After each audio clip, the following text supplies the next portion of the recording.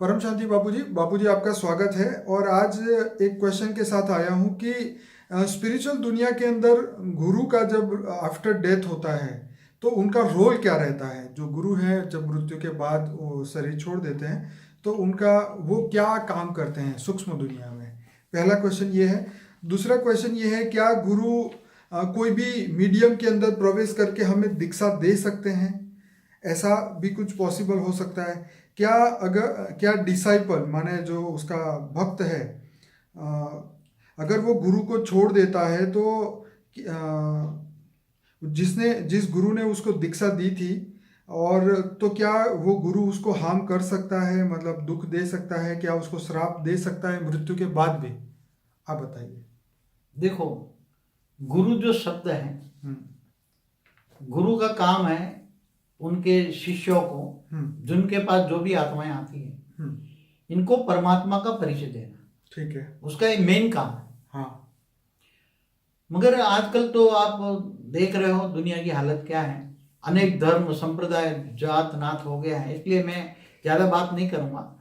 मगर जो गुरु अच्छा काम कर रहे हैं, जो परमात्मा का परिचय देते हैं और अपने शिष्यों को परमात्मा का परिचय ज्यादा से ज्यादा देते हैं कि तुम वो परमात्मा है, वो परमात्मा है। वो अलग अलग गुरु अलग अलग परमात्मा की बातें करते हैं।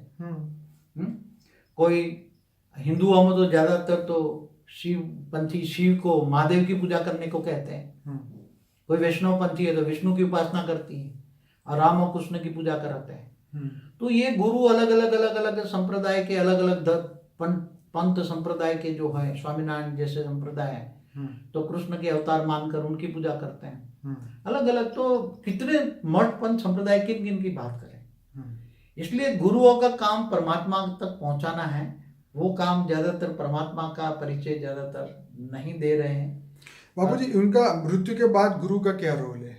मरने के बाद आत्मा जो गुरु है, ज्यादातर जो सच्चे गुरु होते थे ना, पहले पहले जो सच्चे गुरु होते थे वो यहाँ धरती पर नहीं रहते थे। ठीक है। वो ऊपर वो जनलोक तप लोग महालोक पे चले जाते तो थे। ऊपर रह के वो जो है उनकी मूर्ति रखने के लिए भी मना करते थे, मुझे याद भी ना करना। ठीक है। क्योंकि मुझे फिर ऊपर के लोगों से नीचे धरती पर तुम्हें मदद करने के लिए मुझे आना पड़ेगा। ओके। इसलिए असली गुरु कभी भी अपनी फोटो रखने को भी नहीं कहेंगे, ना मुझे याद करना। मैंने ज्ञान दे दिया। मृत्यु के बाद ऊपर चले जाएंगे।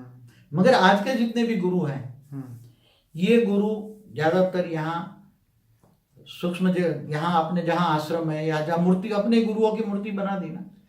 देखो एक कॉमन नियम याद कर दो, जिन जिनकी मूर्तियां बनाई गई हैं वो सभी सूक्ष्म जगत में वो आत्माएं घूम रही हैं। चाहे गुरु हो, चाहे गांधी जी हो, चाहे कोई भी हो, जिनकी भी मूर्तियां बनी हैं, आप जिन जिन की मूर्ति पूजा कर रहे हो ना, वो सारे के सारे ये सूक्ष्म जगत में घूम रहे हैं। 3 तत्वों में आत्माएं घूम रही हैं। तो गुरु जो है किसी के माध्यम में शरीर में प्रवेश करके दीक्षा दे सकते हैं या नहीं? हाँ, किसी के शरीर में प्रवेश करके गुरु जो उनका निमित्त बनाया हुआ उसने, जैसे किसी गुरु ने किसी मनुष्य को बनाया हुआ है कि ये मेरी जाने के बाद ये गुरु गादी पर बैठेगा, तो उसमें प्रवेश करके वो दीक्षा दे सकता है।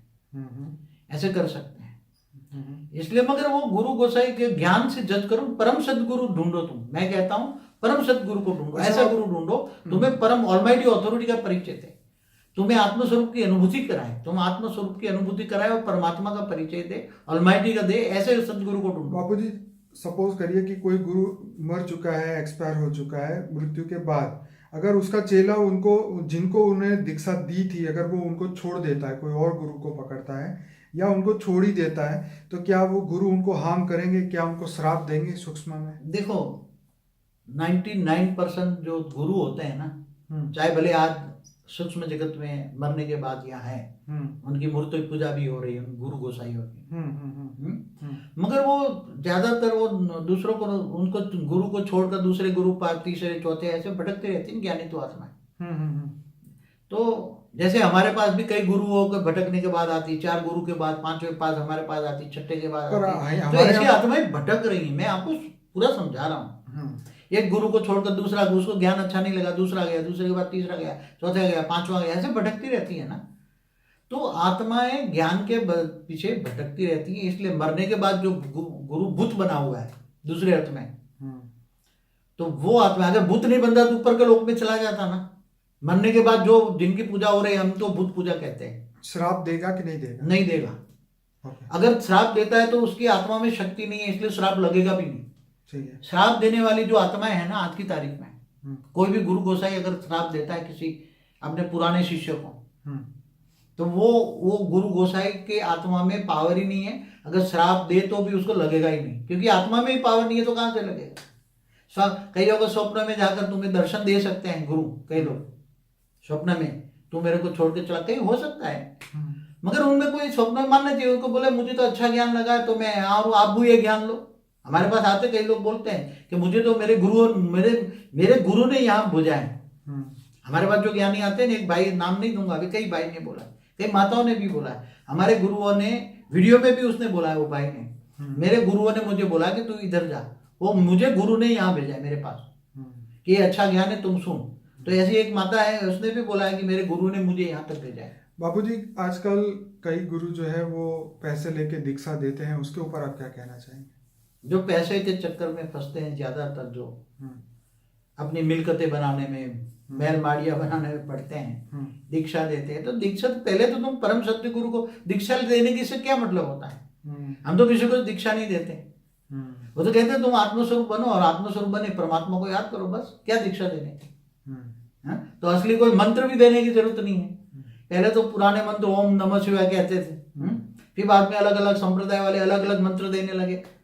कोई सतनाम का मंत्र देने, कोई ये देने लगा, कोई ये देने लगा, कोई गणेश का मंत्र देने लगा, कोई विष्णु का मंत्र देने लगा। अरे भाई, सब अभी इसमें पास पावर नहीं है, दुनिया बदल गई है, दुनिया नई दुनिया बनने वाली है।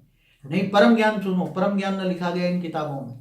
बाबूजी, अब इसके साथ एक और भी क्वेश्चन ले आऊँगा, टॉपिक दूसरा है, फिर भी इसके साथ ही पूछता हूँ क्योंकि छोटा सा टॉपिक है। जब मेडिटेशन करते हैं तो कई बार घुंघरू की आवाज़ सुनाई देती है, ऐसा लगता है कि फ्लोर पे कोई पत्थर गिरा, लेकिन रियलिटी में ना कोई होता है ना कोई आवाज़, वहाँ पे कोई कुछ भी नहीं होता, फिर भी ऐसी आवाज़ आती है। कई बार ऐसे कोई जैसे चिल्ला रहा है, ऐसी आवाज़ आती है। तो ये क्या चीज़ है और इससे कैसे बचें? हाँ, ये बहुत अच्छा क्वेश्चन है। जब कई बार कोई योगी अपने इष्ट देव को याद करते करते योग में स्थित हो जाता है, तो उनका मन जब इष्ट देव में काफी अच्छी तरह, मतलब एक लवलीन अवस्था की ओर जाता है, समाधि अवस्था की ओर जाता है, योग में बैठता है, अच्छी समाधि अवस्था की ओर जाता है, तो मन एकदम शांत हो जाता है। मन एकदम शांत हो जाता है। तो उसी टाइम पर सूक्ष्म जगत वाली कई आत्माएं जो उनको डिस्टर्ब करना चाहती हैं, कई लोग इसको योग नहीं करने देना चाहते, कई लोग सूक्ष्म जगत की आत्माएं उनको योग नहीं करने देना चाहते, उसका मन में दखल देना चाहते हैं, मन को प्रभावित करना चाहते हैं। इसलिए ऐसे कोई स्त्री शक्ति है तो घुंघरू की आवाज निकाल के उसको डिस्टर्ब करती है।